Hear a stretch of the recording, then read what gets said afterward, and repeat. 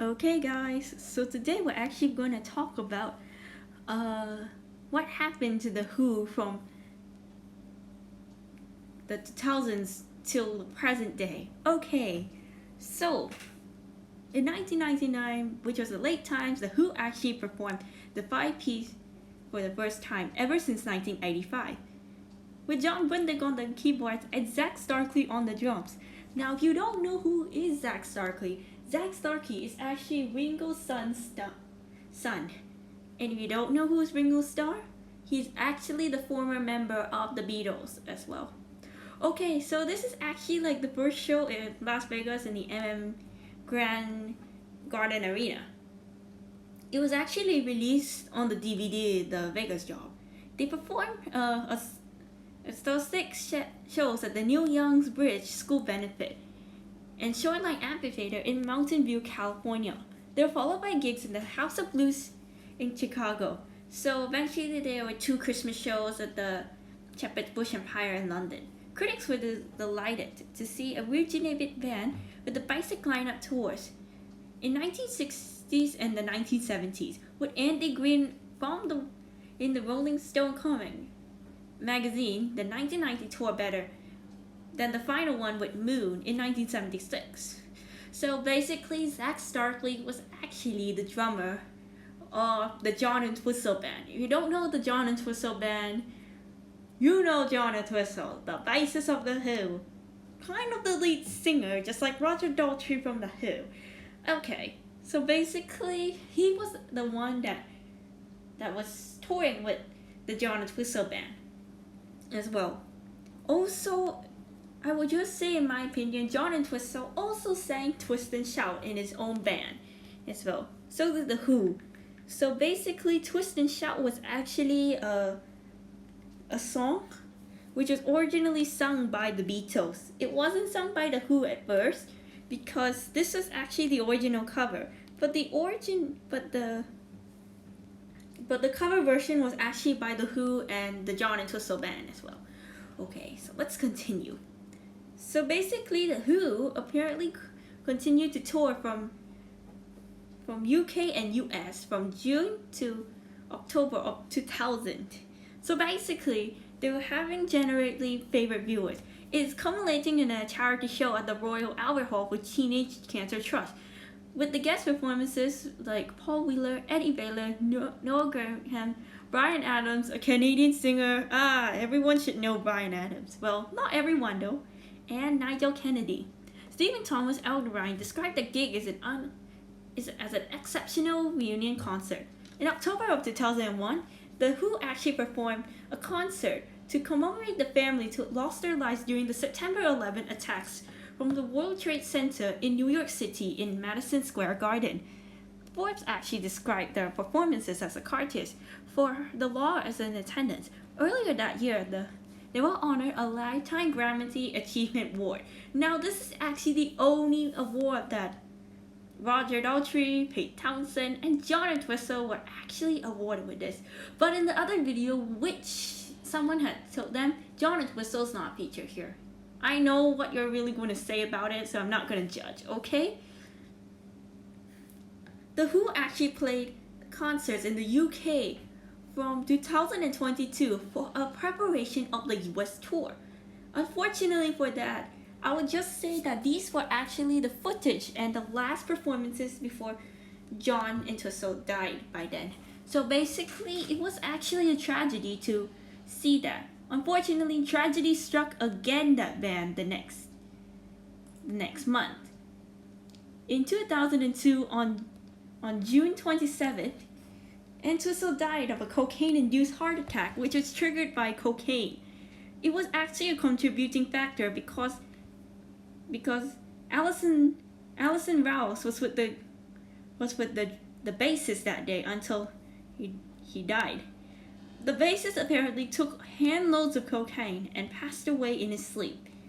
You know what I'll even just say? It's like really, really scary. It's like kind of scary to see like someone dying of that kind of situation, you know? It's like why you want to do that? Like, why do you want to sleep with a groupie? So basically, what I was gonna say is that Before the Who's US tour in 2022, Entwistle apparently went to the doctor to have a medical checkup. Unfortunately for that, his arteries were blocked and he had a high cholesterol level because of the cigarettes he was smoking back in the 1960s and 1970s. Now, this is actually the same thing which happened to Keith. He apparently also smoked as well, but didn't die of that one. He died of a drug overdose if you don't know, okay?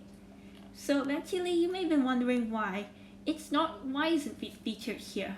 Well, the reason why it's not featured here, for unknown reasons, we only get to see Keith Moon's description, but not John and the Cincinnati tragedy. So basically, it's currently unknown. We don't know why, but I'm still not going to talk about it, okay?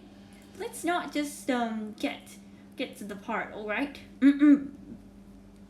So after Entwistle's death, Roger and Pete decided to go to John's funeral in the UK. His mother Maud was actually crying due to his son dying. Now, there is actually a picture about the Ox's death. Now, there was actually like a Getty picture right here, but unfortunately, I cannot show this one to you. I'm not allowed to show this picture to you because you know how these owners want their pictures not to be on this channel, you know? I know Wikipedia is okay, but I don't want to get a little too far with it, okay? Now, basically, I saw a picture of the Who. Basically, there was actually like this kind of thing right here where they say like rip the ox. There's actually Roger Daltrey and Pete Townsend crying because they lost the John. If you don't know the video, like say they were talking about John Entwistle and missing him. Now, what Pete Townsend said is, I want like John Entwistle to die. You know, like why? I would just say it's not that heartless, but I think because Pete had some problems with the two of them ever since they both joined the band, you know. I'll just say like John is like a quiet guy, but sometimes he can be a little party animal. There was actually like a time where he actually hired some girls, you know, like hired some girls, and then he was actually broke in the end. Now, there was actually like kind of the same thing, people just party and have like this kind of thing. It's not that kind of a big of a deal, but I'll just say it's like terrible to see. Why would just someone like die, you know? Like, he's not even yet 60. Now, I'm not gonna show these ones to you. I'm sorry, I'm not showing the ones which had the footage of the two of them, which were featured in some of the users' videos, okay? Now, don't use that one because I would just think I can get into serious trouble and have another copyright claim or worse, a strike. We don't want this to happen. Now, I'm so sorry about it. There's actually an error because I do believe I accidentally uploaded a video which had music, which I'm not allowed to do that, but it's featured on my second channel and it had a copyright claim. So you may have been wondering why I don't upload these videos here anymore. But ever since then, I don't want to get into trouble, and I just feel like it's like very, very bad, you know. It's like seriously bad. Okay. So apparently after that, Entwistle's son Christopher apparently gave the statement that Roger and Pete had to carry on without them. The US tour actually began in the Hollywood Bowl with Pino Pilato, who replaced Entwistle after his death. So eventually this one was actually dedicated to Entwistle. So basically the Who members, Roger and Pete, were in Hollywood dedicating the loss of John. So basically people just say like there was actually like a loss of John, and John's death was actually like unpredictable, you know. It's like unpredictable in the end. He could have like lived longer, you know, like he could have lived longer, just like Keith, you know, like Keith and the other members, but I just say that both of them like died before the age of 60. So eventually there was like not a problem, you know. Alright. So basically the Who apparently had toured in Japan, Australia, UK, and the US. There was a return of the appearance of the Isle of Wight. They went on an 18-date tour. So what is an 18-date tour? An 18-date tour is actually formed by the English rock band The Who. So eventually, in the anthology of The Who, Then and Now, it apparently included Keith Moon and John Entwistle's death.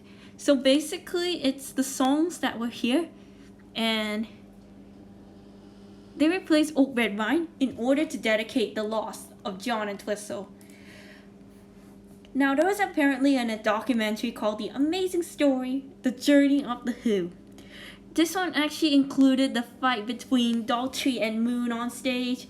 Daltrey being kicked out of the band, but he got recruited to the band. This also talks about the deaths of both Keith Moon and John Entwistle and the 1969 Woodstock. Like they were just talking about the Woodstock. So eventually, I'm not too sure if it's like available on this site, The Amazing Journey, The Who. I'm not too sure if it's available on Who I Watch because I don't know if it's available because basically when you find The Amazing Journey, I don't see like any results, but you can only see like the trailers in there. So basically, The Who apparently began to perform in the BBC Prawns in Roadhouse in London in 2006.